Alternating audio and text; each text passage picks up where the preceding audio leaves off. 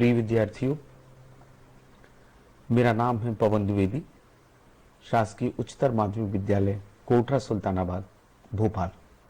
आज 12th के chapter 3 और चैप्टर 4 के कुछ रिवीजन के क्वेश्चन हम देखेंगे और वो कौन कौन से होंगे। पुनरावृत्ति प्रश्न, विद्युत धारा वाला चैप्टर जिसे आप पढ़ चुके हैं, और इसके अगला चैप्टर यानी अगली unit moving charge and magnetism का जितना हिस्सा अब तक आपने पढ़ लिया है उसका हम रिवीजन कुछ प्रश्नों के माध्यम से करेंगे, दोनों का मिला जुला के। तो चलिए देखते हैं पहला प्रश्न क्या है। पहला प्रश्न है, किसी चालक के प्रतिरोध की परिभाषा दीजिए। तो आपने ये पढ़ लिया है, किसी चालक द्वारा धारा के मार्ग में जब धारा बहती है तो उसके मार्ग में डाली गई रुकावट को उसका क्या कहते हैं, प्रतिरोध कहते हैं, रेजिस्टेंस कहते हैं। ओम का नियम आपने पढ़ लिया है, V = RI होता है। V होता है विभवांतर, I होती है धारा और R को हम क्या कहते हैं, रेजिस्टेंस या हिंदी में प्रतिरोध। तो ओम के नियम के सूत्र से हम लिख सकते हैं R = V/I, मतलब विभवांतर और धारा के अनुपात से ओम के नाम से जाना जाता है। इसका मात्रक क्या है, ओम है। सेकंड क्वेश्चन हम देखते हैं। 35 क्वेश्चन करेंगे आज, समय मिलेगा तो उसके आगे भी करेंगे। मीटर सेतु किस सिद्धांत पर कार्य करता है? मीटर सेतु कार्य करता है व्हीटस्टोन सेतु के सिद्धांत पर। व्हीटस्टोन सेतु का सिद्धांत मीटर सेतु को पढ़ने से पहले आपने पढ़ा होगा, आपने अपने शिक्षक शिक्षिकाओं के मार्गदर्शन में इसे समझा होगा।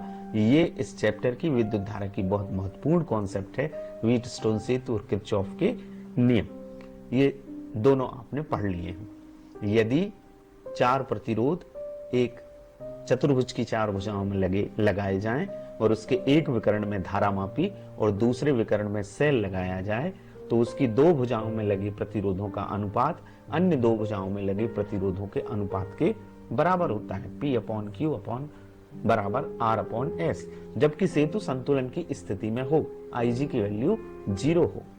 ये आपने सब पढ़ लिया। तो मीटर ब्रिज जो है जिससे हम रेजिस्टेंस और स्पेसिफिक रेजिस्टेंस निकालते हैं वो किस पे बेस्ड है, व्हीटस्टोन सेतु के सिद्धांत पर। ये मीटर ब्रिज है जिसमें चार प्रतिरोध होते हैं। ये तार होता है इसमें एक, ये AB भाग का प्रतिरोध P, BC भाग का प्रतिरोध Q, ये रेजिस्टेंस भाग से नोन रेजिस्टेंस R और अननोन रेजिस्टेंस S। तब हम इस फार्मूले का यूज करते हैं, ये व्हीटस्टोन सेतु का सिद्धांत कहलाता है। नेक्स्ट क्वेश्चन देखते हैं। तीसरा प्रश्न है हमारा, मीटर सेतु को इस नाम से क्यों जाना जाता है? मीटर सेतु में आपने अभी देखा 1 मीटर लंबा तार होता है और वो कौन सी मिश्र धातु का होता है, इसे आपको ध्यान रखना है, मैग्नीन या कंस्टेंटन। ये एलॉय होता है, ये मिश्र धातु होती है। अब दो बातें और समझ लीजिएगा, मैग्नीन किस किस की मिश्र धातु है, कापर, मैंगनीज और निकिल की। कापर, मैंगनीज और निकिल की। कंस्टेंटाइन किस किस की मिश्र धातु है, कापर की और निकिल की।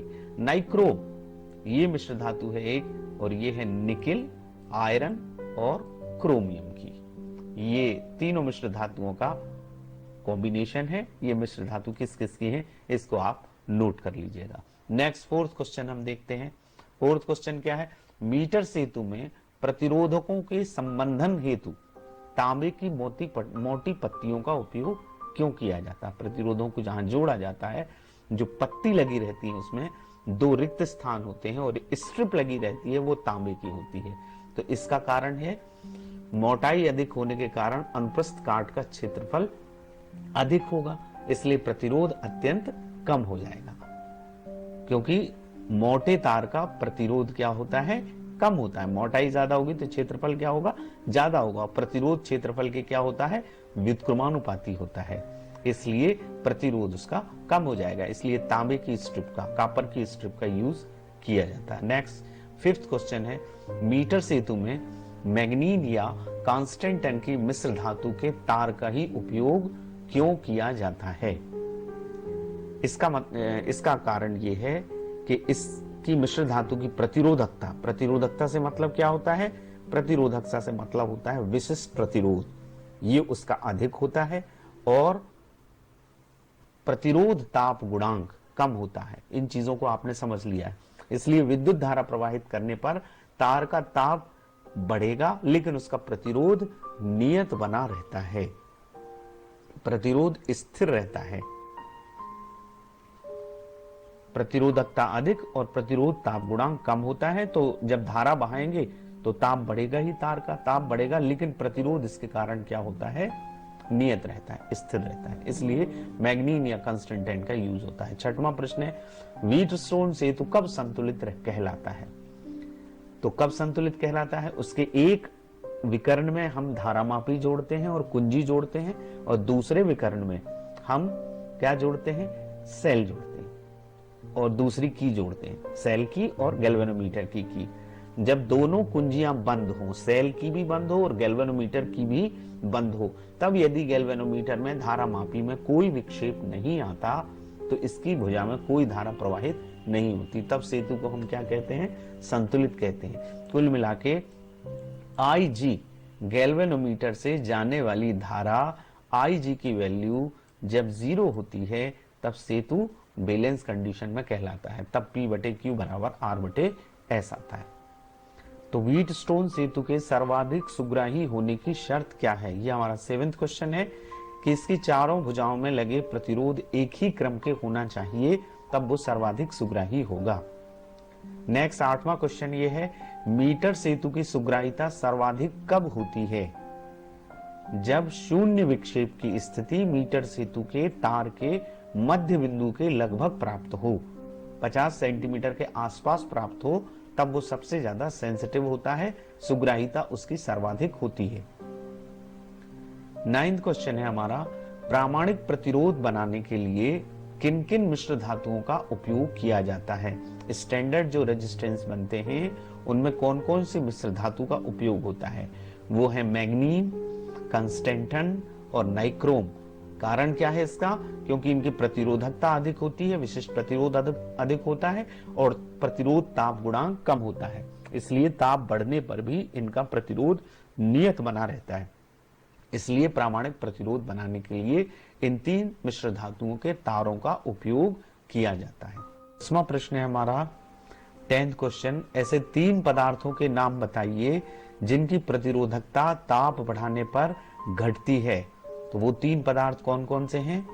कार्बन, जर्मेनियम और सिलिकॉन। इनकी प्रतिरोधकता ताप बढ़ाने पर घटती है क्योंकि ये अर्धचालक हैं, सेमीकंडक्टर हैं। सेमीकंडक्टर में प्रतिरोधकता ताप बढ़ाने पर घटती है और चालकता बढ़ती है क्योंकि प्रतिरोधकता का उल्टा होता है।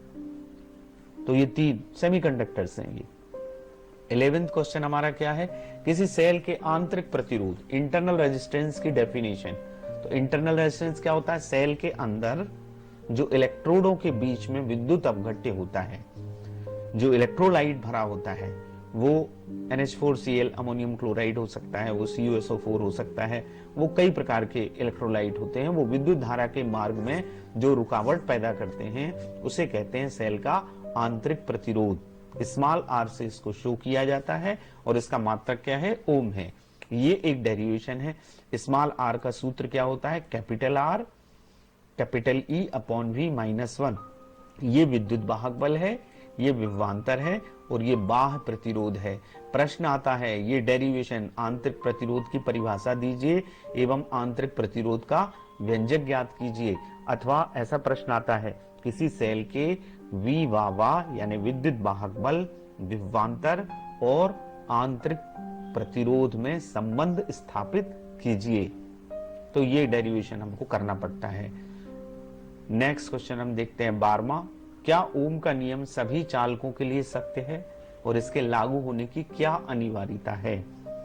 उत्तर क्या है इसका? नहीं, ओम का नियम सभी चालकों के लिए सत्य नहीं है। ओम का नियम केवल धातु चालकों के लिए सत्य होता है और इसके लागू होने की शर्त है, ओम का नियम जब हम स्टेट करते हैं, उसका स्टेटमेंट लिखते हैं, तभी हम कहते हैं कि यदि किसी चालक की भौतिक अवस्था में परिवर्तन ना हो तो उसके सिरों पर लगाया गया विभवांतर उसमें बहने वाली धारा के अनुक्रमानुपाती होता है, या विभवांतर और धारा का अनुपात नियत होता है, जिसको हम प्रतिरोध कहते हैं। तो लागू होने के लिए उसकी भौतिक अवस्था नहीं बदलनी चाहिए, ना तो लंबाई में परिवर्तन हो, ना तो उसका ताप बदले और ना ही उसके क्षेत्रफल में परिवर्तन हो, उसमें किसी भी प्रकार की विकृति उत्पन्न नहीं होना चाहिए। ये केवल धातु चालकों के लिए सत्य है, ओम्स लॉ। तब आपका स्ट्रेट लाइन ग्राफ आएगा V और I के बीच में। नेक्स्ट क्वेश्चन 13 हम देखते हैं। ये प्रश्न है, आपको एक ही धातु के समान लंबाई के किंतु विभिन्न व्यास के दो तार दिए गए हैं, जिनकी लंबाई समान है लेकिन डायमीटर व्यास अलग अलग है। किसका प्रतिरोध अधिक होगा और किसका विशिष्ट प्रतिरोध अधिक होगा? प्रश्न ये है। तो आंसर ये है पतले तार का, जिसका व्यास कम है उसका प्रतिरोध अधिक होगा। पतले तार का मतलब क्या? जिसका व्यास कम है, रेडियस कम है, डायमीटर कम है, और पतला तार है तो उसका क्षेत्रफल क्या होगा? कम होगा।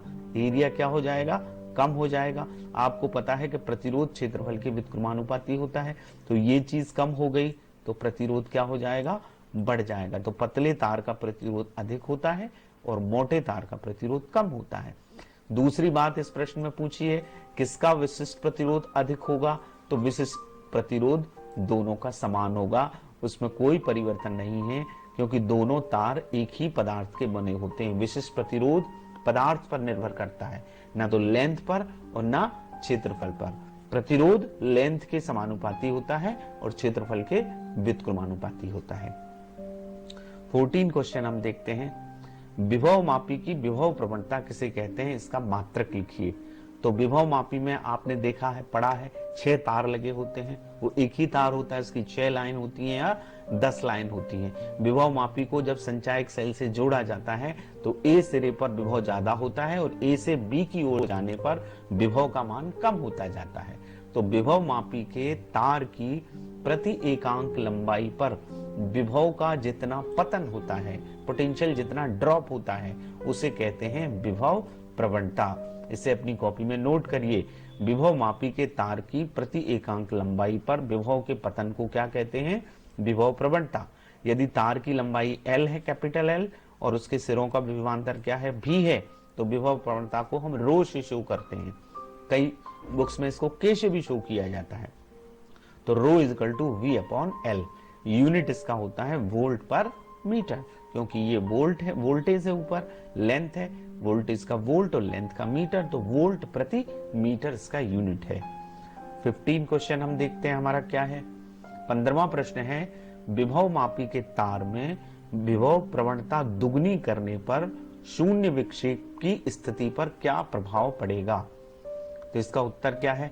विभव मापी का जो सिद्धांत है वो ये है, E बराबर रो एल। EMF बराबर क्या होता है? Rho into L. ये संतुलन बिंदु की लंबाई होती है L। इससे हम लिख सकते हैं L बराबर E अपॉन रो, पक्षांतर कर दिया हमने रो का।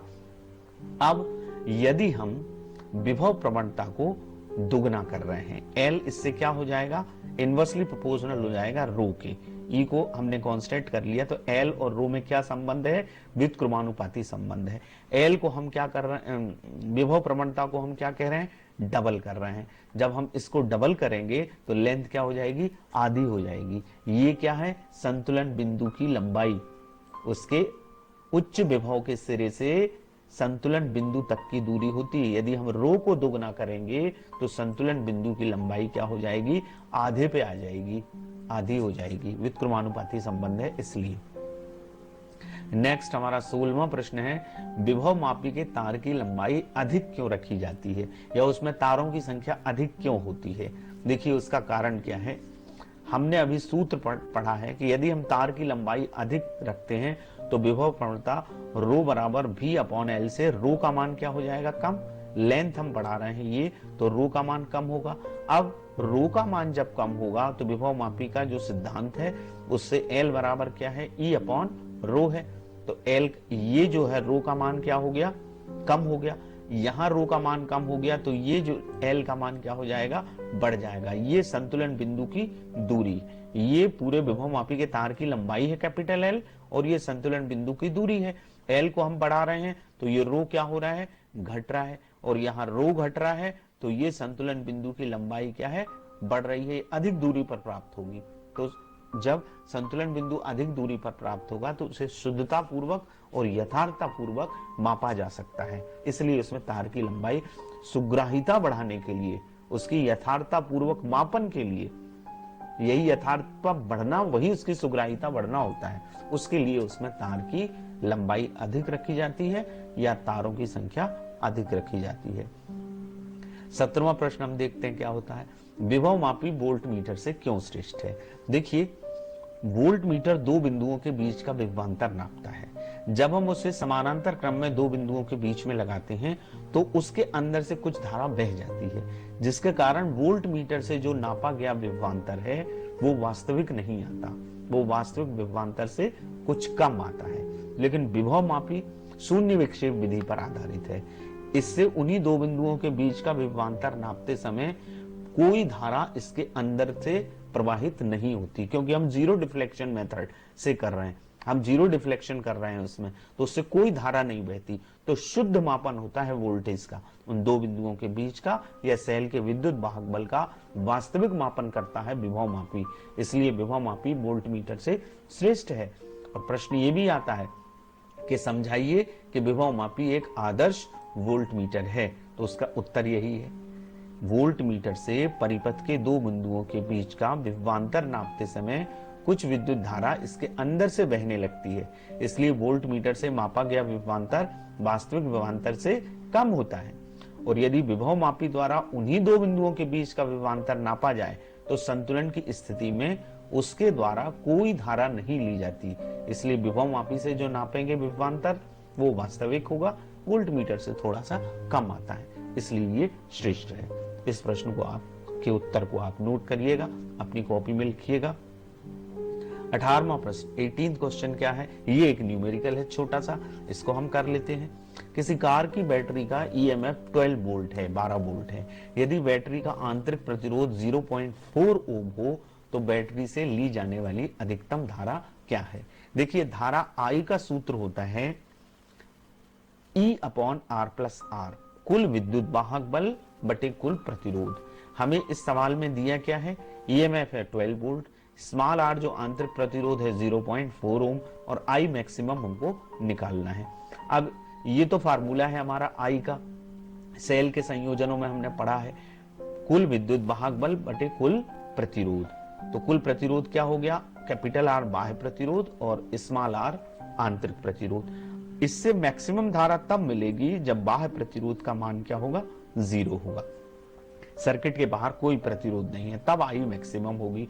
E/R, अब इसमें वैल्यू रख देंगे हम। E की वैल्यू क्या है 12 वोल्ट, स्मॉल r की वैल्यू क्या है 0.4, इस दशमलव को हटा दीजिए तो यहाँ 0 बढ़ जाएगा, तो 120/4, 4 का भाग दे दीजिए, 30 एम्पियर धारा आ जाएगी। तो अधिकतम धारा कितनी है, 30 एम्पियर है।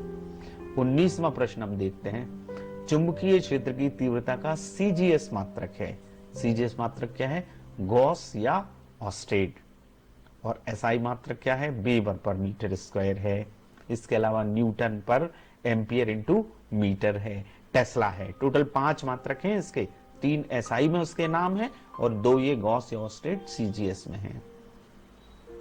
ऑस्टेड के प्रयोग के निष्कर्ष लिखिए। ऑस्टेड ने क्या प्रयोग किया था, ऑस्टेड ने यह बताया था किसी तार में धारा प्रवाहित करने पर उसके आसपास चुंबकीय क्षेत्र उत्पन्न हो जाता है। उसने एक चुंबकीय सुई के ऊपर एक समानांतर तार को रख के उसमें धारा प्रवाहित की, तो उसने देखा कि वो चुंबकीय सुई डिफ्लेक्ट हो जाती है, उसमें विक्षेप उत्पन्न हो जाता है। इससे ये निष्कर्ष निकला कि तार में धारा बहाने पर उसके चारों ओर चुंबकीय क्षेत्र उत्पन्न होता है। एक बात ये, दूसरा निष्कर्ष क्या निकला था, इस चुंबकीय क्षेत्र की दिशा चालक में बहने वाली धारा की दिशा पर निर्भर करती है। यदि हम धारा की दिशा बदल देते हैं, यानी सेल का प्लस से जो जुड़ा था तार उसको माइनस से जोड़ देते हैं और माइनस का प्लस से, तो डिफ्लेक्शन की दिशा बदल जाती है। पहले जो चुंबकीय सुई का विक्षेप जिस दिशा में आ रहा था उससे अपोजिट में आने लगता है। और तार में तीसरा निष्कर्ष क्या है, तार में धारा का परिमाण बढ़ाने पर चुंबकीय क्षेत्र की तीव्रता बढ़ जाती है। इसी को हम कहते हैं धारा का चुंबकीय प्रभाव।